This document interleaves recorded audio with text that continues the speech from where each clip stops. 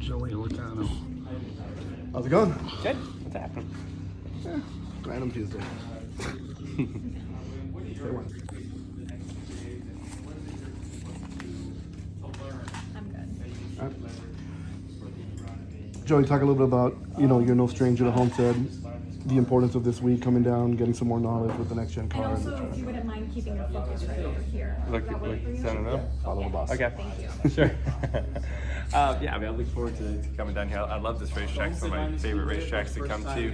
It's a, obviously a track that it has a lot of good character in it. It races really well, moves around a lot of great memories down here. I can't help but to think when we landed a few minutes ago at the airport and thinking about loading up there after winning the championship in 2018 and that feeling of what that was and getting back to the racetrack. And I don't know, some of my favorite, best memories are here at Homestead-Miami Raceway. So this is always be a special place for me, and look forward to going back out here. You said when you landed here, you got all happy. Does that mean you got a cafecito as soon as you land? You got some coffee from Cuban Coffee in your system I already? didn't even know what you said there. So You haven't had Cuban coffee all these times you come down I've here? never had a cup of coffee in my life. Really? Never have. All that I speed don't and no need caffeine? I wake up with plenty of energy. I don't need it. So Joey, when you raced at the LA Coliseum, what was that experience like for you? It was obviously great for us because we won, but outside of that, it was still just a huge win for our sport when you think about it. We went to race in a stadium, right? We've never done anything like that before. They built a racetrack inside the LA Coliseum for one race. Like, that's kind of crazy. And we had a brand new car with a next-gen car that no one's raced yet. And we're all out there for the money. No points, no nothing. You're just going out there for the trophy. And it was a pretty great race. The fans were awesome there. I think it was something like 60 or 70% of the fans there were first time to a race, which just goes to show, like, we went to the city to race. Right? We weren't, 20 miles up the road. We were in the city, and just got a whole different crowd and new people. And I got to sit in the grandstands for a little bit and watch the last chance race, and it was awesome. People were yelling and screaming, and it was great. I enjoyed it. I mean, this place is so historical. I mean, it's held the Olympics in there.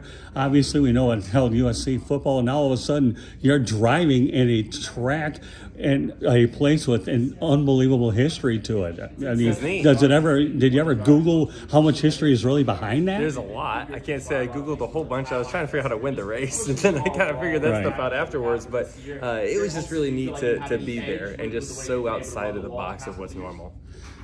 Now, I know that Bristol Motor Speedway is another very enclosed track.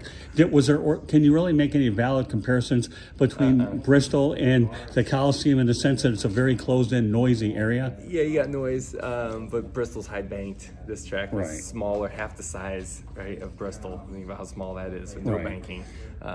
It's tiny, and it was tight. But the environment isn't much different, right? Like the fans, you got all the way around. It's just a closer experience for everybody, right? Even for us inside the car, like, it's just, you see everybody more, you hear about it, what they're doing, and I don't know, under caution, you're going slow enough that you can actually see fans and see, like, what they're doing and what they're saying, and the thumbs up or flipping you off. You see it all, and I guess that part's kind of fun. And then you followed up with a win over at Darlington. Boy, you talk about a major contrast from the Coliseum to Darlington. What was that like in this with one win versus the other compared to Darlington? Yeah, just two different wins, but both historic facilities, to your point about the Coliseum and Darlington. Two very historical racetracks or facilities, and both very special. Talk about the experience, LA, Darlington. Talk about the fan experience here in Homestead. You've been here a while, what it means for the fans, what it means for the drivers, the whole interaction, what it offers.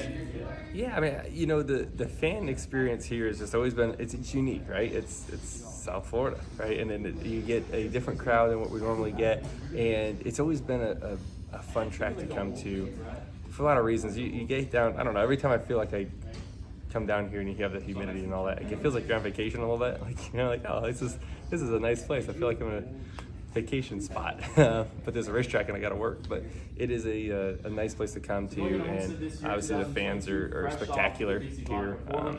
For so many years, this is our final race of the year. For years, this is what we did, and it was always kind of that feeling when you got off the plane of this is the last one. Our bus was parked on a pond inside here. It's kind of cool. Well, I know you won a championship. You got 30 wins, and you drive for Roger Penske Chevrolet. What's it like to drive for Roger, knowing he's been around the sport forever, anyways, and now he owns the Indianapolis Motor Speedway? For my goodness. Roger's been around a lot and done a lot of great things. It's special to have your name involved with some of the things that he's done, right? You think of all the race wins and different race series across the world. You want to have your name part of that. So it's special to see be there for the last 10 years of my career and for the foreseeable future as well. So I'm excited about it. He's obviously a great person to be around. You always want to surround yourself with people that are better than you. And I've definitely done that with Roger, so I able to watch and listen and learn and try to take some of his things that he does and apply it to my life, and we all went together. Joey, could you maybe give us a little bit about the way that you've adjusted to the next-gen car and how your team has adjusted to the next-gen car? Yeah, I mean, it's taken us time, and I think it's taken everyone time to adjust to this car, and I can't say we're adjusted yet. I was just having a conversation a few minutes ago with somebody and was saying how I still feel lost, like setup wise, and even when you come to a racetrack like here, we haven't been here yet, and you go out there and you're like, when are we gonna fight? I don't know yet. I don't know exactly how the race is gonna go. I don't know what we're gonna fight in our cars yet. There's just a lot of questions that we can't answer. We're lucky enough to have a test here, but last week in Bristol, we had no idea. And so, and you see a lot of issues because of it, right? We saw a lot of right front tires blow out, those type of things, because we haven't been there with that car yet, and we don't have enough time to practice to see that issue and fix it if we could. So you see that a lot. And the second time you go to Bristol, we're all going to be a little bit more conservative. We'll all understand where the weak points are, what we need to work on, and the race gets closer together.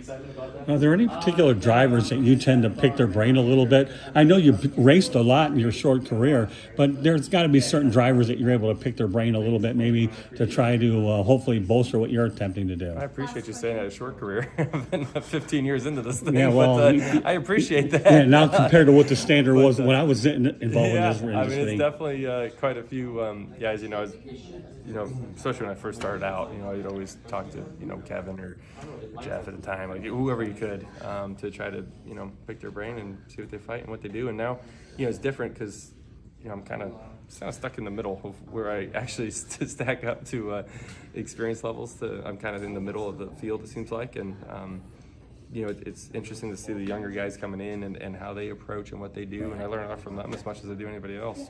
Well, I appreciate the fact that you handle the humor the way you do. Thanks. Because I know 32 years compared to what it was many years ago, it seemed a little bit different when I started covering races over at MIS years ago as well. So that's why I wanted to present that question to you. Thanks. And with 15 years of experience, what is it like for you when you meet young fans who maybe they themselves dream about becoming race car drivers? Memories come rushing back to me very quickly, and I've gotten to the point. My 500th start was last week, and now I can go to a autograph session or whatever, and fans will bring a picture of them when they met me when I was a rookie, and they're kids, they're tiny, and now they're full-grown, beard, the whole nine. I'm like, what happened here? So just a weird part of my life, I guess, that I'm going through, but it's neat for sure. And the memories that come back to me is I remember meeting Jeff Gordon the first time when I was 7 years old in Loudon, New Hampshire. And I thought it was the coolest thing that he stopped, took a picture, and signed something for me. And I always had that memory in my mind. And I also have a memory of another driver that did not do that. And that's stuck in my mind just as much. And I always keep that there. So when I see kids, I can't help it. I got to stop. I got to say hello. Because it was magical to me. It was cool. I met my hero. It was cool. And imagine racing against him someday. Right? So when kids tell me they're going to race against me, I'm like, good chance. I did it. You can too. Right? It's kind of a neat thing. Did you get a chance to race and beat that guy? Let Joey go. Did you get a chance to race and beat that unknown driver? Yes. That unnamed, all right. Yeah. No, was it? Yeah, you left him unnamed. In a lot of weird ways. Yeah, no, but that's cool. Thank you so much. Thank you.